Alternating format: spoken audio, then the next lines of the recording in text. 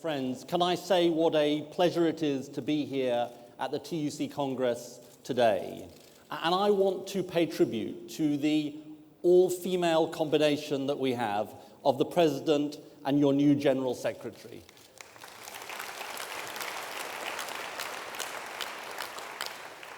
Let me say, Francis, you have fought all your working life for working people.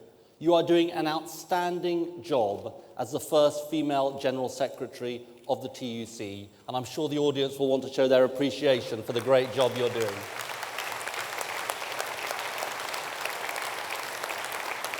Friends, it's right on these occasions also to remember those who have gone before. And I want to pick out one particular individual. In a speech that I read that he gave, he talked about how the voices of Birmingham, Manchester, Leeds, all the great industrial centres were going unheard in British politics. And he went further. He talked about that march through central London.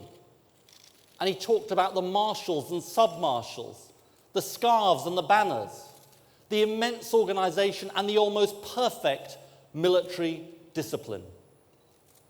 Yes, friends, I come here today to pay tribute to, and I ask you to do so too, to the Conservative Prime Minister of 1867, the 14th Earl of Derby, the longest ever serving leader of the Conservative Party, and the man who first legislated to allow trade unions in this country.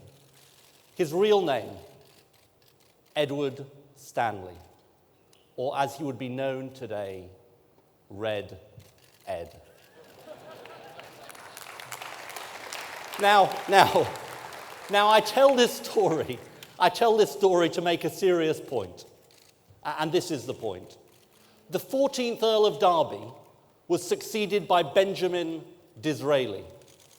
They were one-nation Conservatives. They thought the Conservative Party had to represent the whole country. They thought to write off whole swathes of Britain was something that they couldn't possibly do. And it seems extraordinary that I have to tell this historical lesson from the past, but I do. And the reason I do is because of the current leader of the Conservative Party, David Cameron. He writes you off.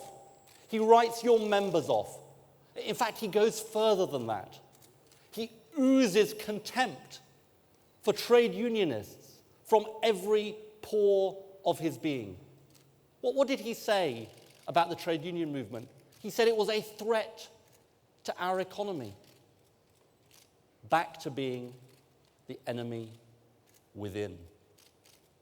6.5 million people who teach our kids, who look after the sick, who care for the elderly, who build our homes, who keep our shops open morning, noon, and night. How dare he? How dare he say they are a threat to our economy? Your members are the backbone of Britain, and let's not forget it, friends.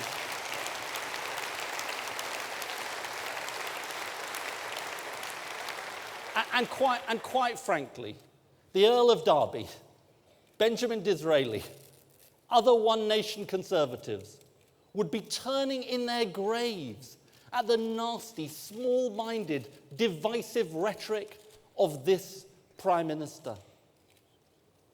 But friends, we've got experience from recent political history to know what happens when a political leader writes off a whole section of society.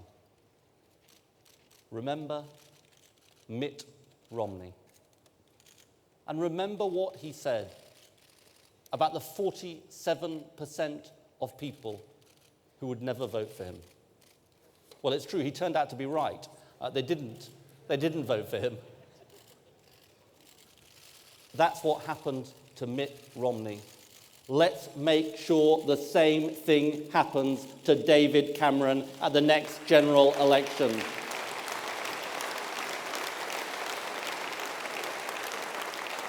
So I am a one-nation politician, unlike Mr. Cameron. And that means I think we need to hear as a party the voices of the people who are your members and the people who aren't your members. And let me just say something about your members. I want a different relationship with individual trade union members as part of building a different kind of Labour Party. Now, some people ask me, why do you think it's necessary to make these changes? And let me try and explain. We have 3 million working men and women affiliated to our party, and I'm proud of that. I'm proud of that link. But here's the problem. So many of them, the vast majority of them, play no role in our local parties. They're affiliated in name only. That wasn't the vision of the founders of our party. That's not my vision. And it's not your vision either. I want each and every affiliated member of the Labour Party to be a real part of our party, a real voice in our party based on an active choice to be part of our party. And here's a really exciting thing about this idea. It means that we can be a Labour Party, not of 200,000 people, but of 500,000 people and many, many more. Rooted in every workplace in this country, rooted in every community in this country. A living, breathing movement. The vision of our founders. Of course, it's a massive challenge to make this kind of change. And part of the responsibility of the Labour Party would be to reach out to your members and persuade them to be part of our party. I think that's a good thing, not a bad thing. Of course, some people say it's a risk. And it is. Like anything that's difficult is a risk. But I believe the bigger risk is carrying on as we are. Because after all, it's you who've been telling me year after year that the Labour Party isn't sufficiently connected with the lives of working people. That's why we have to have the courage to change. It's the right thing to do. Change can happen. Change must happen. And I am absolutely determined that change will happen. So we build a one-nation party, and we can then build a one-nation country. And that one-nation country starts with a one-nation economy. Now, George Osborne was at it again yesterday. What is it about this guy? He said he'd saved the economy. He says everything's fixed. They go on about trumpeting the recovery. But I've got to ask, whose recovery is it anyway? 1 million young people looking for work. It's not their recovery. More people out of work for longer than at any time for a generation. It's not their recovery. 1.4 million people who are working part-time when they want to work full-time. It's not their recovery. And millions of your members, and millions of people who aren't your members, who are seeing their living standards falling year on year, it's not their recovery either. Do you know that living standards have been falling for longer now than at any time since 1870? That's about the time the Earl of Derby left office. And this complacent government says everything is fixed. But we know why they say it, don't we? Because it is fixed for their friends, for a few people at the top of our society. The city bonuses are back, up 82% in April alone, thanks to David Cameron's tax cut. A recovery for the few, an unequal recovery, an unfair recovery. That's not just wrong. It's bad for our country. Because an unfair recovery won't be a stable recovery. It won't be built to last. The only way we create a durable recovery in this country is through an economy that genuinely works for working people. And you see, I have a fundamentally different vision of the way our economy succeeds.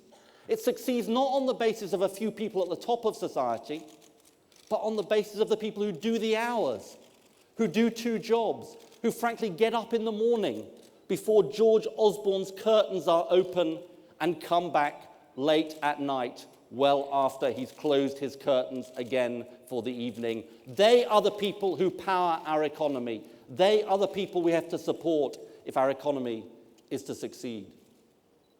Now, I won't pretend to you that life will be easy under the next Labour government. And I think you wouldn't believe me if I said it was going to be easy. We'll have to stick to strict spending limits. And I know that means you then ask, well, what's the difference? What can we tell our members is the difference between a Labour government and a Conservative government? Well, let me spell it out to you very plainly. It's about making different choices in pursuit of this fundamentally different vision of an economy that works for working people. That starts with young people. Day one of me as Prime Minister, we mobilise every business in this country to get our young people back to work. If we were in government now, we'd be taxing those bankers' bonuses and using the money to say to every young person unemployed for more than a year, we will get you a job. A Labour government would get our young people working again in this country.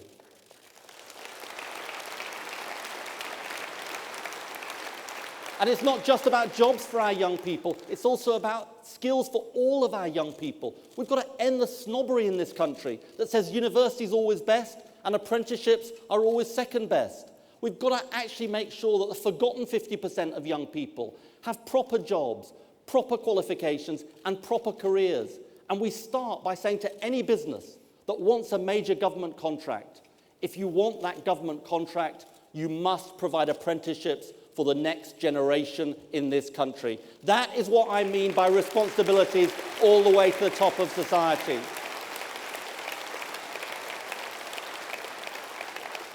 And we need to invest in the future of our country. You know, under these Tories, we're 159th in the league table for investment. 159th. Now look, that starts with our banks. Still in Britain today, we have businesses that are serving our banks, not banks that are serving our businesses. We've got to change it with a British investment bank for our small businesses and a regional banking system. A regional banking system with one purpose and one purpose alone. And that is to invest in the small businesses of each and every region. Not to gamble businesses' money in the City of London, as too many of our banks have done. And it's not just about investment from our banks. It's also about investment from government too. Investment by government. If we were in government now, we've made absolutely clear we'd be investing in the future of our infrastructure, differently from what this government is doing. And we'd be doing something else.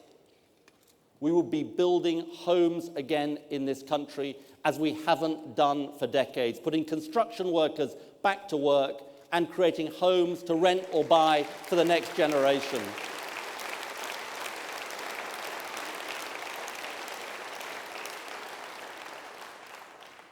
So creating an economy that works for working people is about making different choices about young people, different choices about skills, different choices about investment, different choices about infrastructure, and different choices in pursuit of that fundamentally different vision. You see, the Tories really do believe that the way an economy succeeds is by cutting taxes for those at the top, because that's the way you get more out of them. And as you know, insecurity for everybody else. I just have a different view about how we succeed as a country. We can't build an economy that works for working people in Britain unless working people have confidence and security. That's what other countries know. That's what the British people know too. And that takes me to the issue of flexibility.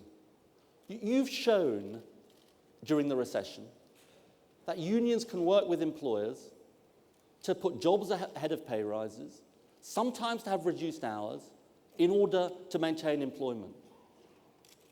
But you know and I know that we should say yes to flexibility, but no to exploitation. And nowhere is that more true than when it comes to 0 hours contracts. Look, we've had 0 hours contracts for some time. And people can understand why you have them maybe for supply teachers or locum doctors, or occasionally for young people working in bars. But that's not what we're talking about. We know we have an epidemic in this country of 0 hours contracts. Exploitation at work. I had the privilege last week of meeting some people who were on 0 hours contracts. People in the care sector. A man I met who told me about his experience, and he said to me in words that really stuck with me. He said, the problem is, I just can't plan my life on the basis of a 0 hours contract. And then a woman who had had a contract, a regular contract, for 23 years, and had gone through the nightmare of 2 years on a 0 hours contract. And she said, look, imagine if you were in the position that you didn't know from 1 week to the next whether your pay was going to be halved. That is the reality for so many people in this country when it comes to 0 hours contracts. Not knowing how many hours they're going to be able to do. Not knowing whether they're going to be paid properly. Having no confidence and security. And all the risks which used to be shared between employers and employees transferred onto the individual worker. Friends, the worst of this owes more to Victorian working practices than 21st century fairness at work. And a Labour government is going to change it. And we're going to change it by legislating. We're going to change it by banning 0 hours contracts that say workers have to be exclusively available for one employer.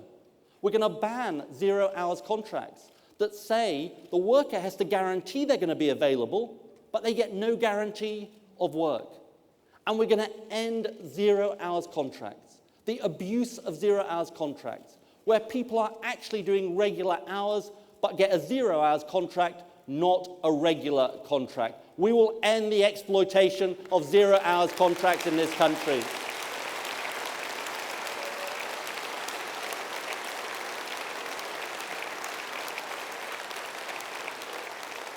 And confidence and security for working people is not just about ending the abuse of 0 hours contracts. It's about a living wage. It's about childcare. It's about dignity at work. It's about that fundamentally different vision of how our economy succeeds. Confidence and security for working people. Friends, we know where this government stands. This next election, therefore, is a high-stakes election. It's high stakes for you. It's high stakes for your members. It's high stakes for working people. And it's high stakes for the country. They stand for a few people at the top of society. They're never going to create an economy that works for working people because they don't believe in it. And they'll do something else. They'll use every opportunity to try and divide our country between people in unions and people out of unions, between people in the private sector and the public sector, between those on benefits and those in work.